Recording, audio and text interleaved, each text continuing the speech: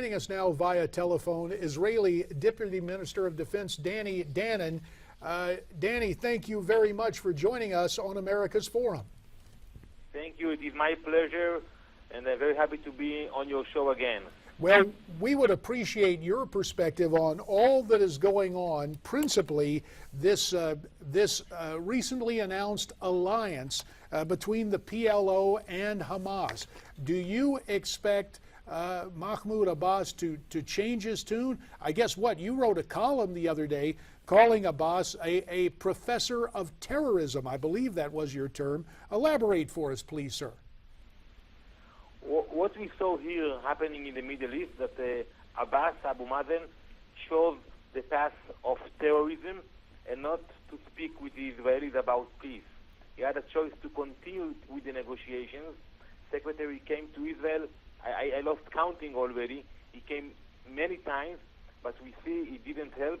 Abu Mazen chose to hook up with the Hamas, which is a terrorist organization.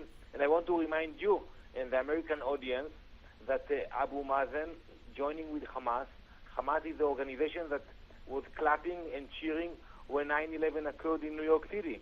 It is the only organization that condemned the U.S. for assassinating Osama bin Laden. So now he's in a joint venture with a pact with Hamas. We have to say it very clearly. We cannot negotiate with someone who is working together with a terrorist organization. Danny, I don't know if you've seen the reports from the Daily Beast, but I'm very interested in your reaction to the report that we are hearing. A quote from U.S. Secretary of State John Kerry saying that if these talks do not continue, that your nation, Israel, runs the risk of being perceived as an apartheid state. Have you heard of these remarks from Secretary Kerry? Do you believe their veracity? And what is your reaction to such strong terms about your nation, Israel, risking becoming, quote, an apartheid state? Well, I regret this comment because I think Secretary Kerry is disappointed. He had expectations, he worked very hard, but we are used that in the Middle East to expect the unexpected. And you cannot impose your wishful thinking on the Palestinians or on the Hamas. And that's what happened. So I think maybe now he's frustrated, and I think the term used is inappropriate. He knows that there is other options as well, and we have other choices.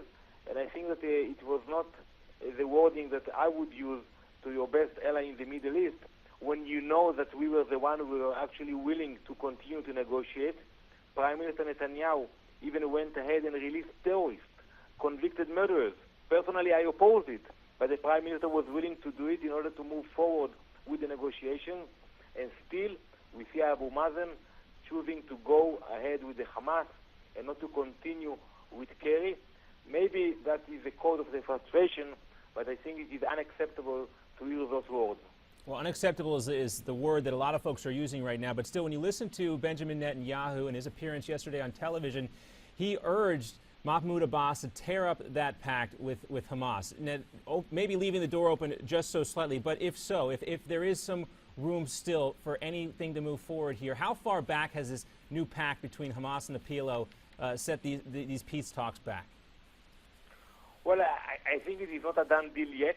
We have seen the Palestinian signing and breaching agreements with the Hamas. And let's not forget, when the Hamas was elected in Gaza, they threw away the Fatah activists from the rooftops. So it's not a love affair. So we don't know whether it is final or not. But if they will go ahead with this agreement, there will be consequences. Also from the U.S., there is a law that passed in 2006, I believe, that the U.S. should not fund any authority that work with the Hamas. And it will apply to the Palestinian Authority.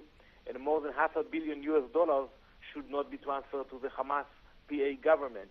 So I think we will have to wait and to see what will happen in the next few weeks before we will take those steps. Danny Danon, your official title, the Deputy Minister of Defense. I would tell you what, sir, I would have to give you an A grade, top grades, for forbearance and diplomacy during the course of this interview, because if the report is true that Secretary of State Kerry characterized your nation as running the risk of becoming an apartheid state. For our nation's top diplomat to do that, that to me is shocking wherever the forum may have occurred. But we understand the need for diplomacy. My question to you, sir. I can tell you, I'm very involved with the American people, and I know that we do have the support from the American people. We have the support of the Congress and the Senate. Sometimes we have disagreement with the administrations or with some people in the administration, but I know that the American people understand that we are working together. We do share the same values, and I think that what we saw in the last few weeks, that even if you have goodwill, it is not enough to promote peace in the Middle East. Well, and again, I appreciate the diplomatic answer you offer there, but even in your answer, Danny, you're making a distinction. The American people and the legislative branch, the House and the Senate. I have to ask you very candidly, sir, when all is said and done, with your assessment of the current State Department and the current American administration, do you sense that this administration is lukewarm or at least blows hot and cold on Israel? Or are you satisfied that you are getting consistent support from President Obama, Secretary Kerry, and the Obama administration? Well, I'm not in the position of giving grades, but I can tell you we do have a lot of cooperation with the American people, the American military, and I think with the administration, as I mentioned, there is wishful thinking that cannot be imposed in our area, and sometimes it is hard for us to tell to our friends, we appreciate your sincere efforts, but we know with whom we are dealing, we know what will be the consequences. So I think what happened last week, that the Secretary Kerry realized that with all the good intention, there are something that cannot be achieved with the Palestinians. Danny, a little more than a minute, and I just have to bring this up. We had an intelligence assessment on our air within the last 10 days saying it is believed that Iran within 2 months will have a nuclear weapon or could already have it. What is your understanding of the likelihood right now of an Iranian bomb? We've got about a minute left in the interview. Well, I think that what we are not happy to see that the U.S. and the European are allowing Iran to reach a stepping point before the bomb. So they will be in a position where they will be able to assemble the bomb very fast. We do not accept it. It is unacceptable for us, especially today when we remember the Holocaust Day here in Israel. We cannot allow a leader who preach against the Jewish people to have such capability. I hope that we will be able to convince our allies that we need to take more effort and more actions to avoid Iran from becoming a nuclear power. Danny Danon, the Israeli Deputy Minister of Defense, we thank you very much for your time and your perspective on all these important issues. We look forward to hearing from you again here on America's Forum. Thank you very much.